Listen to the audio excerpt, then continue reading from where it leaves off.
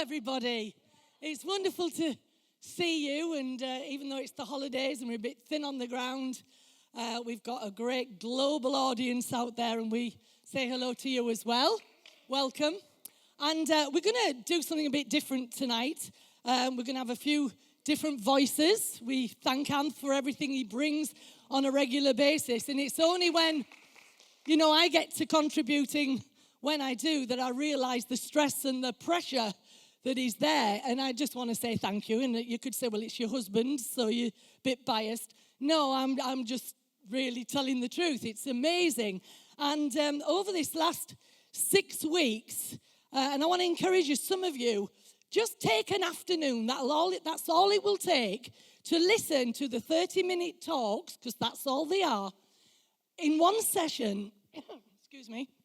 And they are absolutely brilliant and inspiring and will do you good. If you think you can listen to it once and get all you can out of it, you're daft. You hear things again that's just utterly stunning, and it's amazing.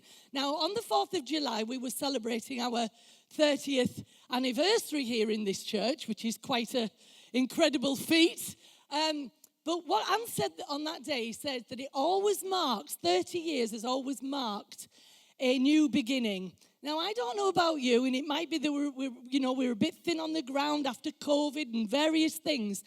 I can feel a new beginning, and I can feel the next chapter actually opening up before us, and it's really quite fantastic. So we're going to hear some different perspectives tonight on some of the things that we've talked about in the last few weeks. I like the fact that Am's been so authentic, vulnerable, very real, and he was so honest about being an ex-convert. Do you remember? Some of you might have missed that. But I thought, yeah, brilliant, because we're not ashamed and we're not afraid to call things the way they are. So I'm so glad that Jesus used parables. I'm glad he didn't have a Bible as such at the time. It releases us into an area where we can use so much to relate and to connect with people.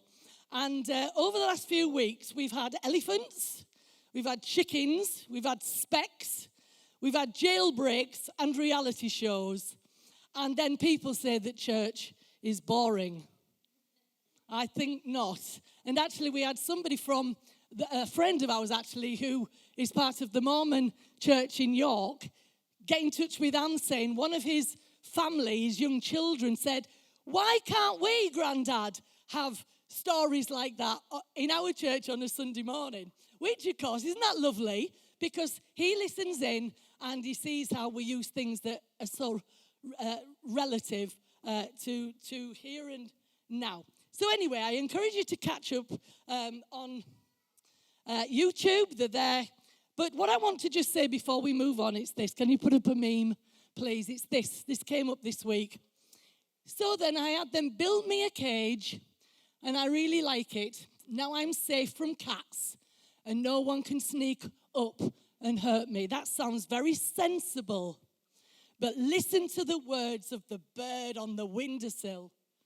But now you can't fly.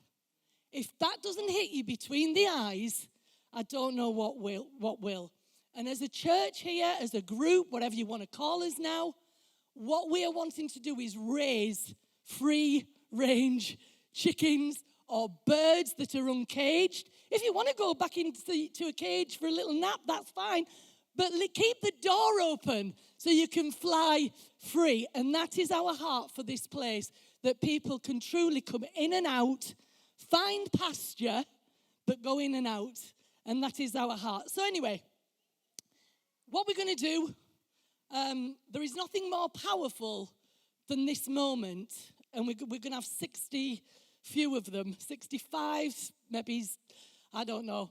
Depends how long we talk, doesn't it? Of those minutes. And there's nothing more powerful than those individual moments for you to have an encounter with something that you've never had an encounter with before. So I hope that in this moment we can bring our I ams together. I'll be talking about that a little later. And let them come together and see what we can create this morning. Is that okay? Great stuff. So when Chris sent the message out this week about looking at the stuff from the past few weeks, the thing that instantly came into my head was the clip that Ant showed a few weeks ago from Shawshank Redemption of Red leaving the prison and not being able to go to the toilet without permission. Now, there's lots of reasons that struck home for me, but I guess the predominant one was because I work in a prison, and I work with boys getting out, and that made a lot of sense to me. And I was thinking about it this week, and my job is to work with boys pre-release. So 3 months before they get out, I start working with them, and then somebody takes over from me as they go into the community, and then I go and visit them once they're out and see how they're getting on. And my job is to try and help them deal with the stuff they're about to face when they get out and make sure they're equipped to do that.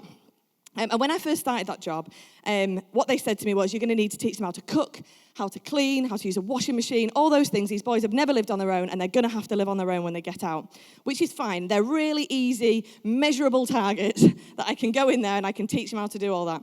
What we discovered 18 months down the line is that although, yes, they do need to know all of that stuff, the predominant thing that they struggle with when they get out is knowing how to think for themselves and to make a decision. And when I asked some of the boys this week, what is the worst thing about being in prison, they gave me a list, a really long list. So they said, having no freedom, being locked up in a small room, not being able to see family, the food crap came up regularly, as if that was the big deal. The food's really rubbish. Being restrained by officers, not having any education, not being able to see your friends, not being able to help with what's going on the outside while you're inside. I mean, the list was pretty endless. But all the stuff that they listed off was very immediate stuff. It was like, while you're in prison, this is really awful stuff. When I asked the boys who I met on the out what the worst thing was about being in prison, it's that they said it changed how they thought and how they saw the world. So once they got out, they didn't know how to do anything. And one of the boys said, I don't even know whether I'm supposed to open a door for myself. That was the worst bit. The first week out, he said, I lay in bed for like nearly the whole morning waiting for someone to open my door because I'd not opened a door. He said, even reaching for a door handle feels like I'm going to be in trouble. He said, even seeing a door handle feels like I'm going to be in trouble. And he said, suddenly for the first time in my life, I feel like I might be in trouble, but I don't know why all the time. And when he said that, what it suddenly struck me was about my upbringing, I guess. Now, I've not been in a prison in that respect. But I grew up in church. I've grown up in church my whole life. And I came here when I was 18, 19. And I found my home here. And I've loved being here ever since. But this church has been on a journey during that time. And I've gone that journey with it. But there was points where we were discussing stuff. And I was thinking, and I love where we're going. And I totally get that, like, in terms of the theology. And I'm on board and I'm with it. But I just haven't had that experience in church that has been so obvious, prison walls and dictatorship and rules and regulations and consequences in that way. I've just not had that. Like, I didn't grow up with that. I found it really difficult to get my head around it. And then I hit a point in my life where my life didn't go the way all my historic church families would have said it should have gone. And I suddenly was faced with making decisions that I never thought I would have to make. And I caught myself being like, well, if I do that, will I be in trouble? If I do that, will somebody come at me and have a go? If I do that, what will that mean for God and me and that relationship? And I'd never questioned that my whole life. I regularly had said to Chris and Anthony, but the God that I grew up with was just a God of love, and he was this and he was that, and he was amazing. And he really was. But it was the conditioning that actually played a bigger part for me. It wasn't the prison walls. It wasn't the restrictions when I was 13 or whatever, because I felt like I could deal with all of that. I didn't have that in the same way that perhaps other people had that in different streams of church. Mine was fairly liberal in that respect, but it was the unsaid stuff that really affected me. It was but if you do this, God will be happy. And then that gap that says, well, what if you do this?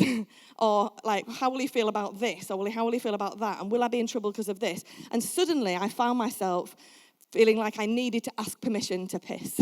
that was my thing. And I suddenly thought, okay, it wasn't obvious for me. Like these boys are saying, there's all these things that are bad about prison.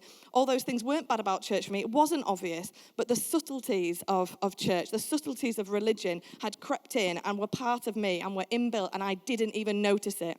So I guess I want to encourage you today that, like, actually you might be listening to some of this stuff thinking, it's brilliant and I get it and I love it, but I didn't really grow up with any of that stuff. Like, it wasn't wasn't there.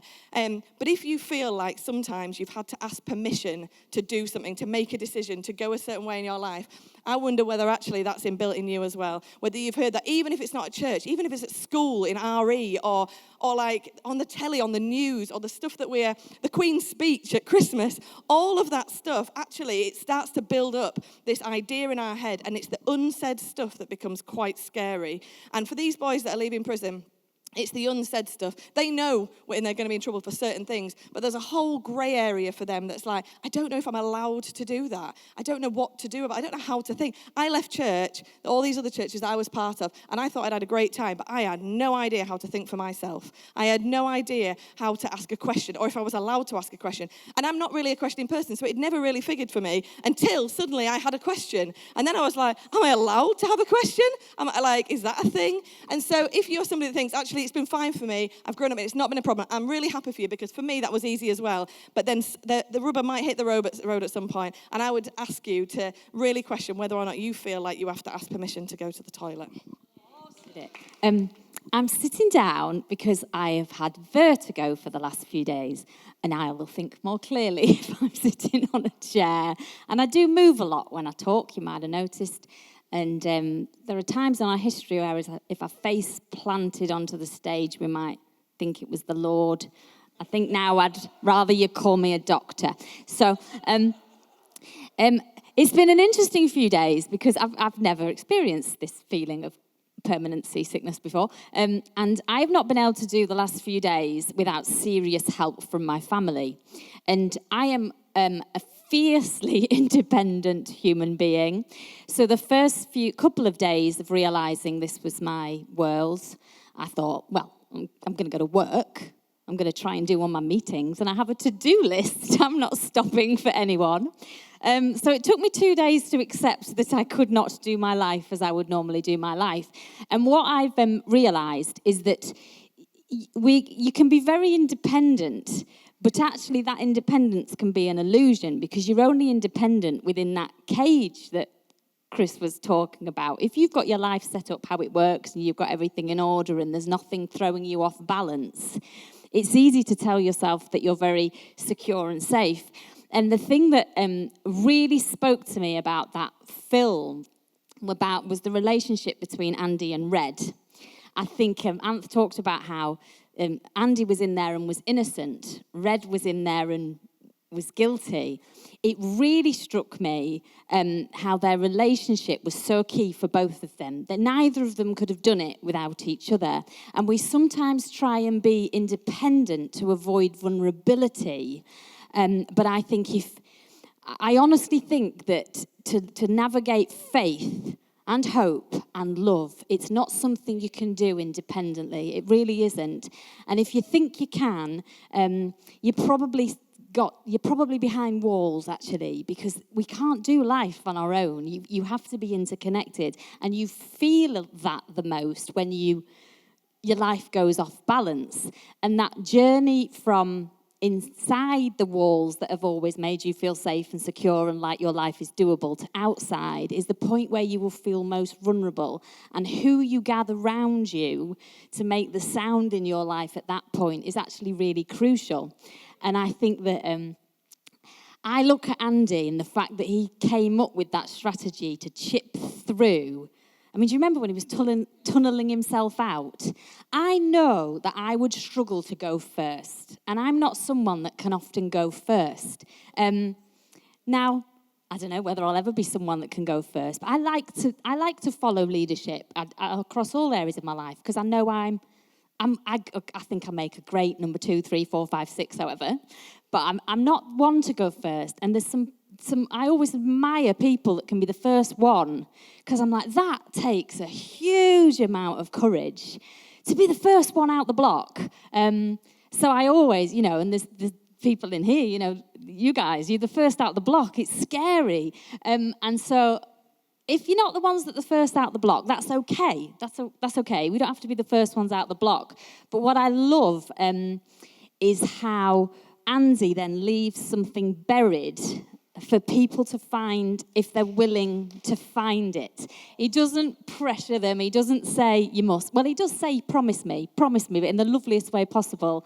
And I think that as a church, that ice-breaking spirit and that sound is so crucial for those here, for those listening online, because we're first on some things, and that's cold and it's lonely sometimes, but we're leaving hope buried for those who can then come and find it, which is just amazing. And so, to be honest, I had notes, but I can't look down because I go dizzy. So I'm speaking from my heart, and just I don't know who you've got in your life to encourage you or making the right sound. But if any of us can be of any help to you, none of us have got where we are independently. And that line about I hope, I never thought I could be somebody who could live without the beliefs I had that were making me so safe. Never in a million years did I think I could be without them. And those years where I was completely out of balance without them were horrible. But now I hope. And it is possible to get past the spinning bits in your life and to find somewhere to sit or stand, because people will help you. So let me encourage you, don't be alone, reach out, talk to people, and just, don't be so independent that you pretty up your cage rather than learning to fly. Okay, right, I'm done.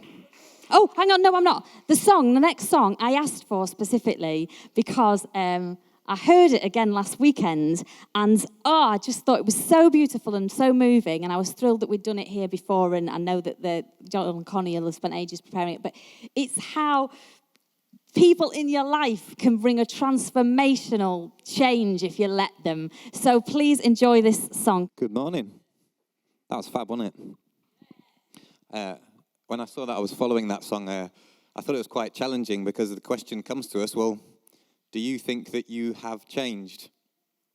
I was thinking, I guess the last 2 years provide an interesting measuring stick, don't they, with all the change that we've had in society. But if you were to ask yourself honestly the question, have you changed for good over the last 2 years? That's quite challenging, isn't it? Especially if you had to really say, well, tell me how.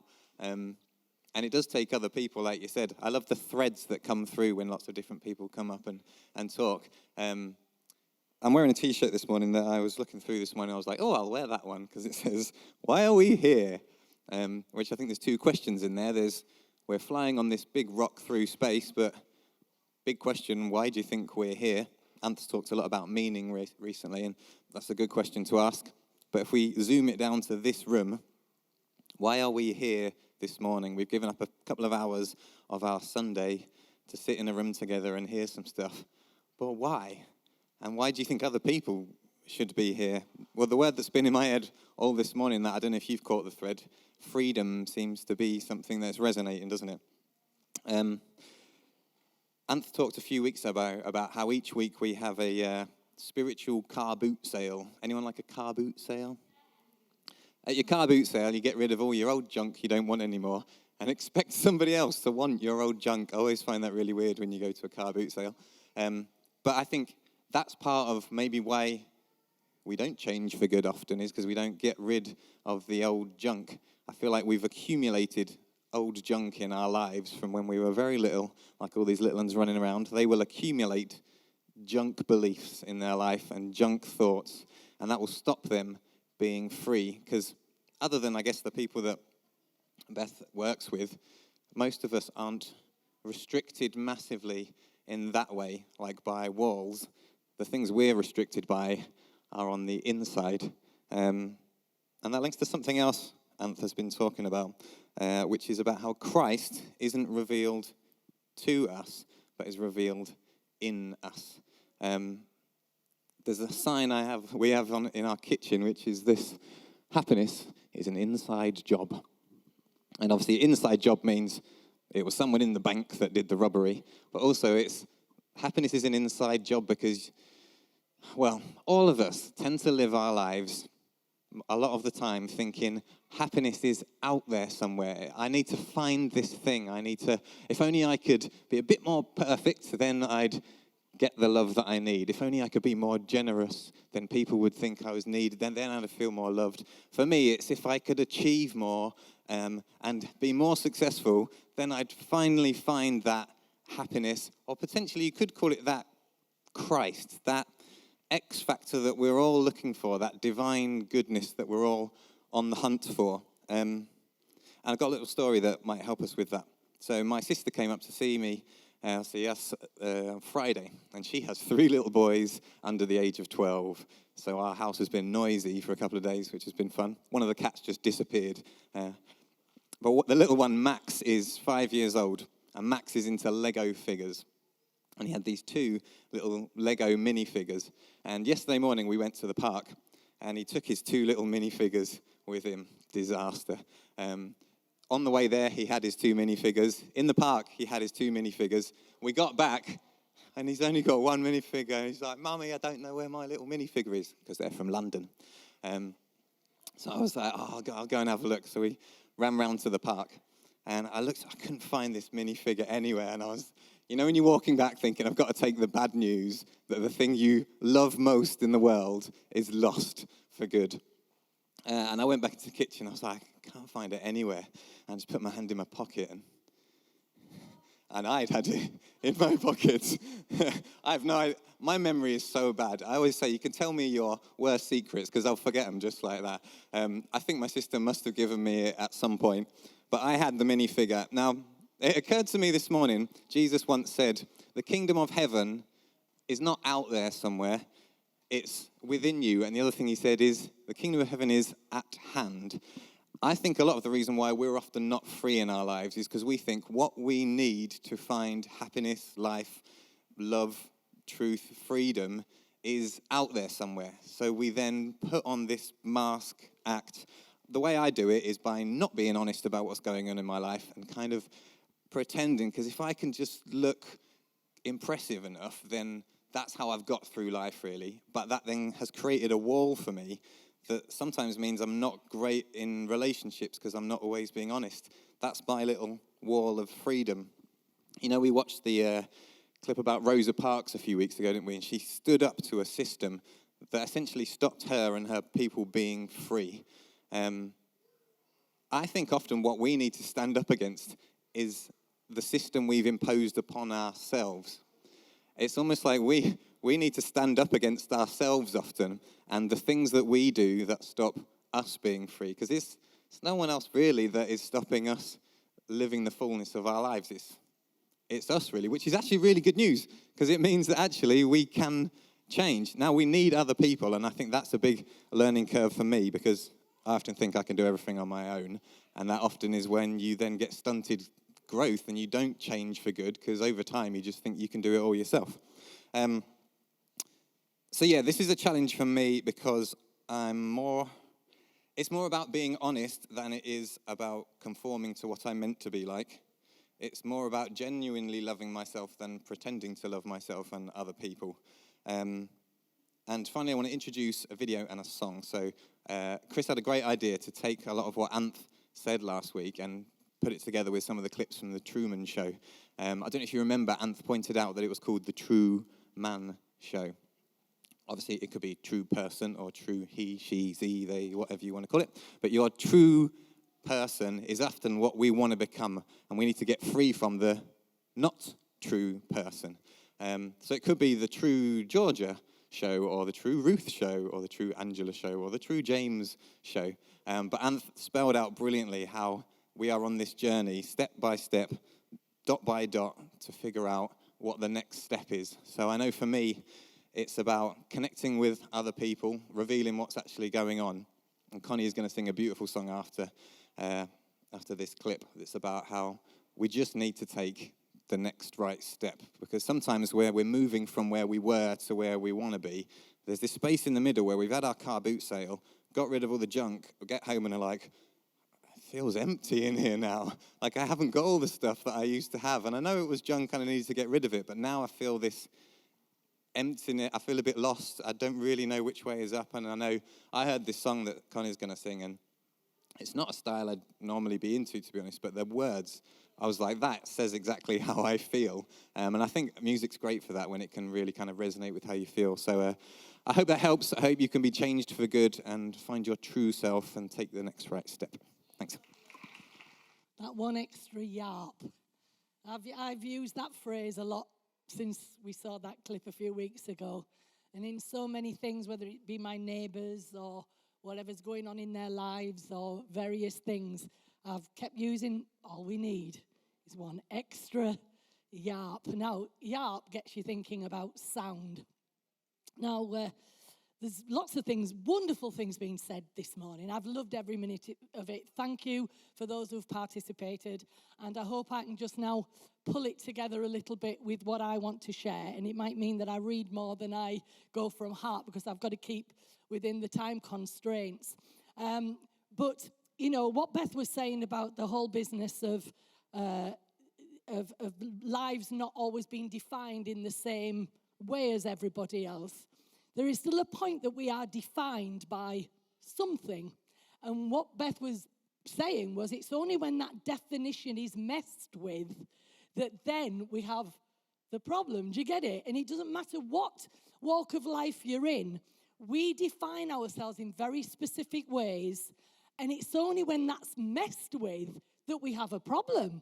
And I just want you to understand that it's not just church that institutionalizes us, but we can be institutionalized in so many ways. And as I was thinking about sound, I was also thinking about how the West has always been obsessed with defining things. You see, I learned a long time ago that when the church or Christianity or whatever you want to call it split East and West, the West was obsessed with words, whereas the East was obsessed with very different things. It was more obsessed with silence. You think, hang on, that is a real opposite. They were obsessed with more silent things. And we created very static concepts, where in the East, they kept it very fluid and very open. And you think, heck, isn't that a very interesting difference between West and the East? And of course, what did we do? We decided that the East, in their expressions of faith, were wrong, and we in the West were right. But of course, once you define something, you box it up, and that is the way it is forever and a day. And has that done us much good? No. And you see, I've really understood that what I struggled with, and some of you will know this from your relationship with me, that the thing I have had to get rid of in my life was absolutism. Absolutism. There is one singular truth that applies to everyone, everywhere, at all times. That was me. That was my upbringing. Now, is that true? Think about it. Very unlikely. I think there are some things that are true and probably relate to a lot of people, but to actually use it for a doctrine about things that none of us can prove, to actually get into the whole issue of absolutism there is not only not sensible, it's actually dangerous. Do you get it? So for me to actually realize, Chris, you're an absolutist, and that is killing you.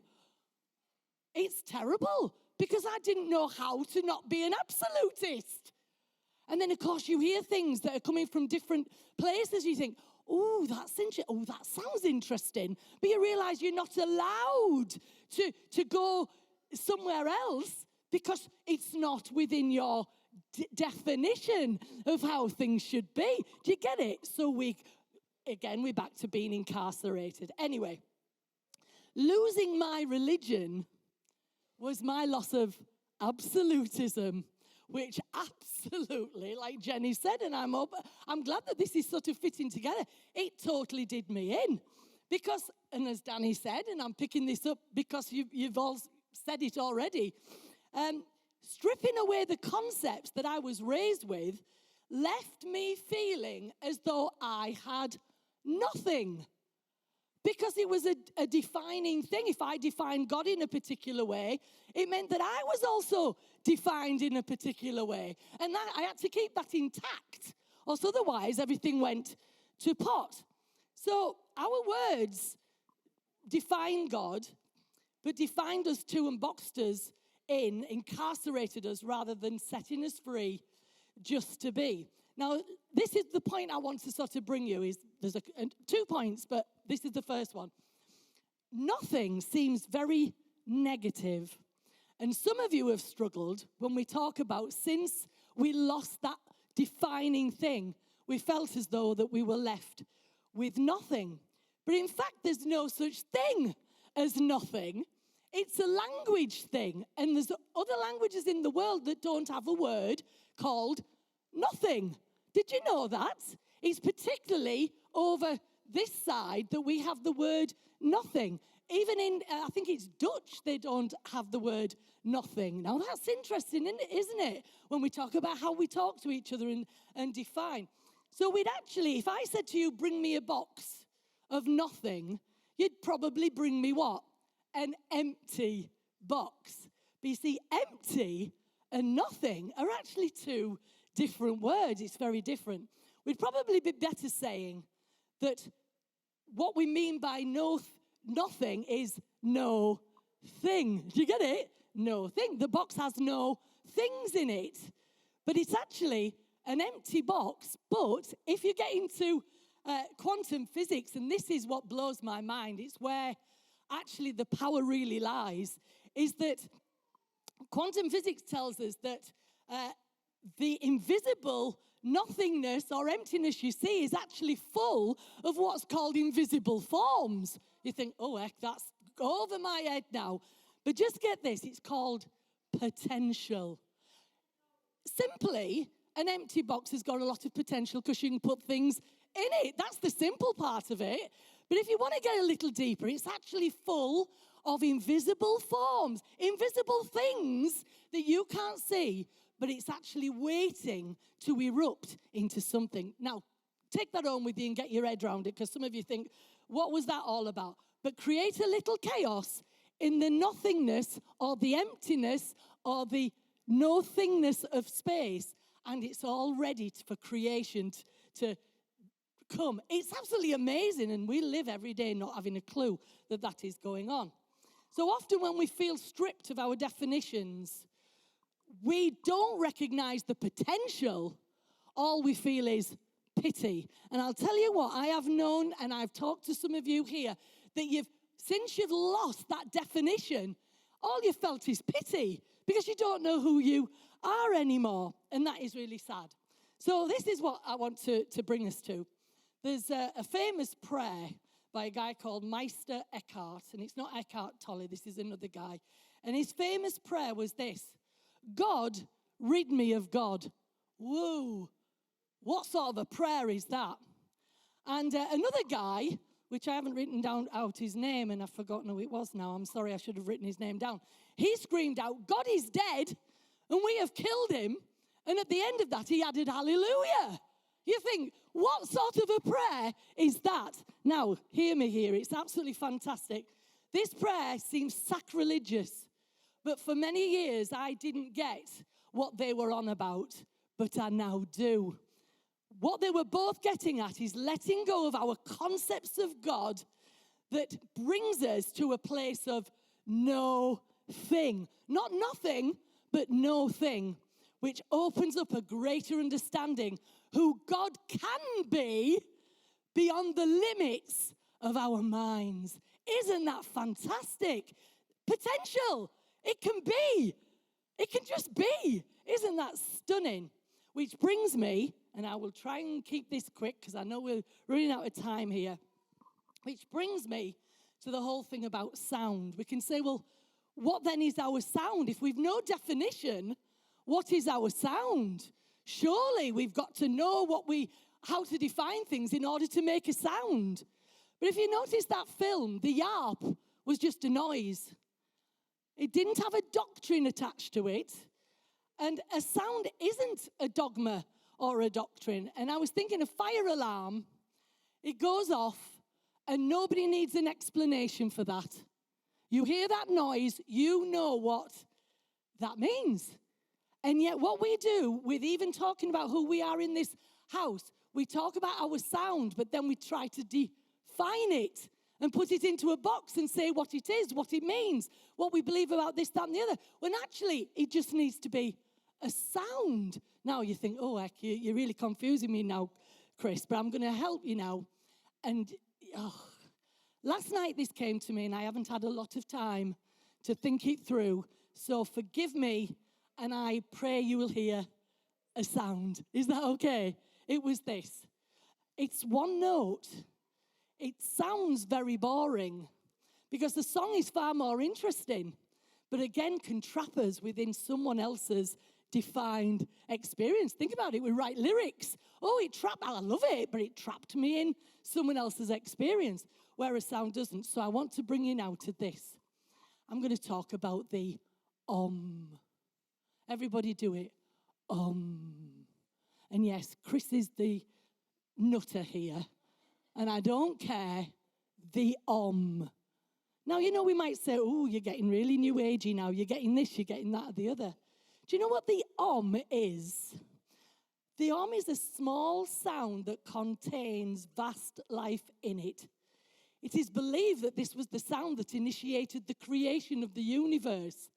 And it's used by many Eastern religions, particularly the Hindus and Buddhists, in their chants. It's basically a sound that conveys the depths of divine mystery without words. Oh, I like that, because it stops me having to think. My goodness, doesn't it take some time thinking? Now hear this. It's interesting that we have failed, and when I say we, I'm talking about us in the West, have failed to appreciate the It's not that we haven't been introduced to it. We hear it in shalom. Ooh, can you hear it? Shalom, meaning peace. It's in the Jewish faith. And we've also heard it, Christians use it when they talk about the Alpha and the Omega. Oh, it's there.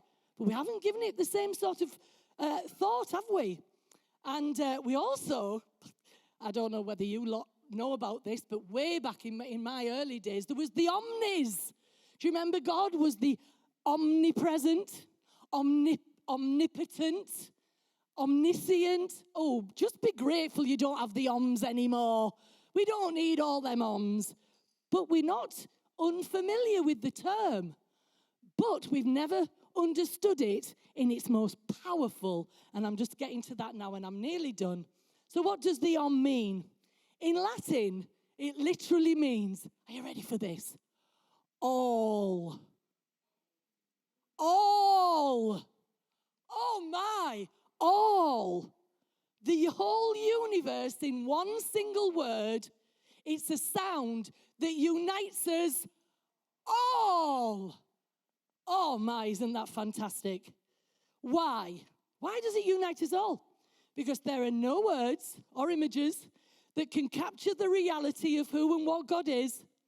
There is a humility to recognize that we can be bankrupt in our words and our thoughts when presented with the ineffable mystery of God.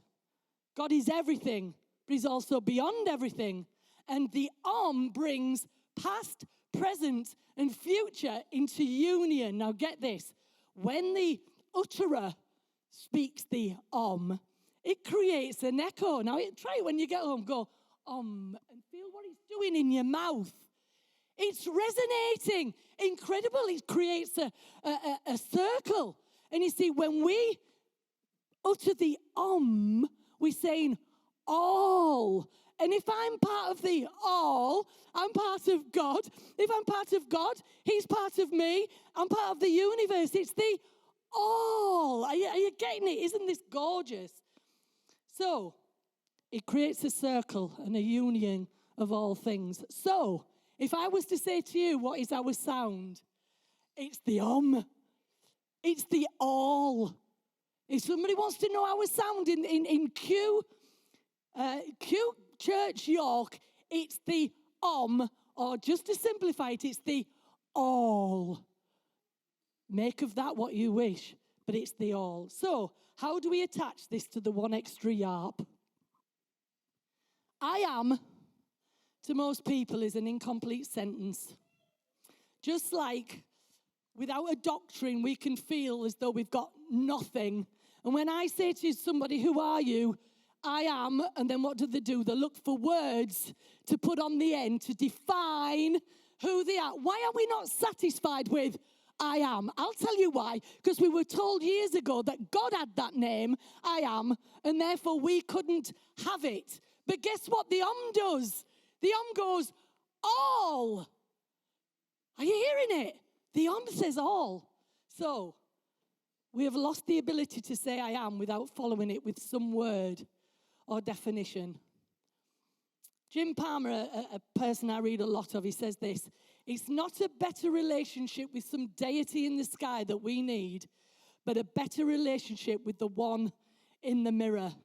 This changed my life because when I knew I am, I also knew I am. And the power of I am, of the collective I am, the interdependent I am. Do you get it? Because I am is I am. Okay, very quickly. This is where we missed the point of Jesus and made an institution out of him. He didn't come to revamp a religion, but gave us a new way of seeing everything and to point us to the Do you get it? To the all. Horton said in the clip that we didn't show tonight, but he said this: their ears aren't strong enough. We need to be louder. And what I encourage you all to do is use your louder because it means all. And I think that's absolutely incredible. I hope that's blessed you. There's some more things I could say, but I've gone way too long, and we have one last song, and I'm going to call it our song. Is that all right? Our song. And then take it home with you. We can always look at this maybe some more at another time, but I hope that it's given you something. Our sound is a single note of all. It's all. Feel it in your mouth.